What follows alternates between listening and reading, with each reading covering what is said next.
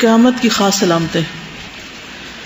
سیدنا حذیفہ بن اسید غفاری بیان کرتے ہیں کہ نبی صلی اللہ علیہ وسلم اچانک ہمارے پاس تشریف لائے اور ہم آپس میں گفتگو کر رہے تھے. آپ نے دریافت کیا کہ تم کیا گفتگو کر رہے تھے؟ ہم نے جواب دیا قیامت کا تذکرہ کر رہے تھے. آپ نے فرمایا قیامت اس وقت تک قائم نہ ہوگی جب تک کہ تم اس سے پہلے 10 علامات نہ دیکھ لو. چنانچہ آپ نے ذکر فرمایا دھواں، دجال، دابت الارض، سورج کا مغرب سے طلوع ہونا، عیسیٰ ابن مریم کا نزول، یاجوج اور ماجوج کا ظہور، اور 3 مرتبہ زمین کے دھنسائے جانے کا ذکر فرمایا. ان میں سے ایک مشرق اور ایک مغرب میں اور ایک جزیرۃ العرب میں ہوگا، اور ان سب کے آخر میں یمن سے ایک آگ نکلے گی جو لوگوں کو میدان حشر کی جانب دھکیلے گی.